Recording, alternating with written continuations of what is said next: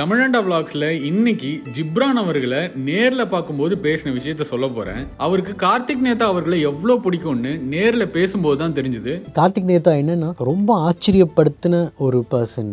நாங்கள் பகை சுடுவா டைமில் ஃபஸ்ட்டு ஆஃபீஸ் போட்டாங்க. அப்போ போகும்போது இந்த பையன் லிரிக்ஸு, இந்த பையன் புதுசாக ட்ரை பண்ணிகிட்ருக்காரு அப்படின்னு சொல்லி கார்த்திக் நேதாவை இன்ட்ரடியூஸ் பண்ணுறாங்க.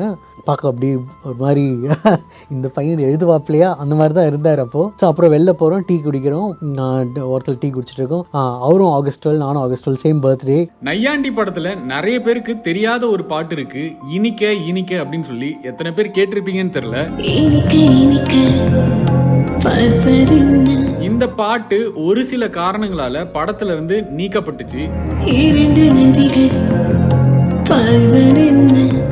நையாண்டியில் இனிக்க இனிக்கன்னு ஒரு சாங் கார்த்திக் நேதா எழுதினது.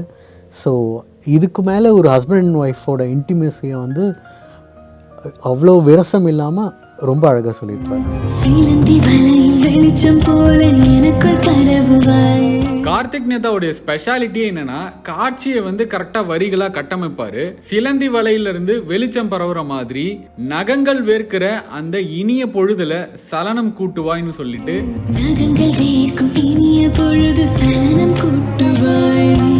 சரி ஓகே வாங்க பாட்டு எழுதலாம் அப்படின்னு சொல்லி டியூன் கொடுக்குறோம்.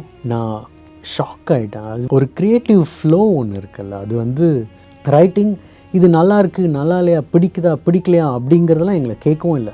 எழுதி தள்ளிக்கிட்டே இருக்காரு. எனக்கு எதை எடுக்கிறதுன்னு தெரியல. I even as a person I really love. சங்க இலக்கிய ட்ரெடிஷன் எல்லாம் பாட்டுக்குள்ள வரிகளாக்கி வச்சிருப்பாரு.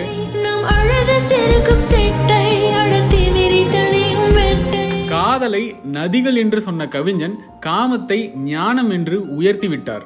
அடுத்தடுத்து ஸ்பெஷல் ஐட்டம் இன்னும் நிறைய வச்சிருக்காரு. ஜிப்ரான் அவர்களுக்கு இந்த பாட்டு ரொம்ப பிடிச்சது, ஆனா யாருக்குமே தெரியல அப்படின்னு சொல்லி வருத்தப்பட்டார். நாட் ஆஸ் அ கம்பேரிசன், இந்த பாட்டோட மியூசிக் அண்ட் லிரிக்ஸ் எனக்கு வந்து ஏஆர் ரஹ்மான் அண்ட் வைரமுத்து அவங்களோட எனர்ஜியை மீட் பண்ண மாதிரி இருந்துச்சு. எந்த ஃபேன்ஸும் கோச்சிக்க மாட்டீங்கன்னு நினைக்கிறேன்.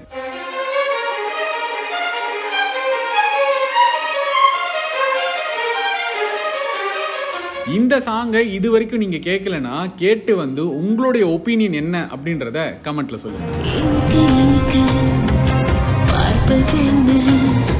இது வரைக்கும் பார்த்ததில்ல, இப்பதான் பார்த்துக்கிட்டே இருக்கேன்.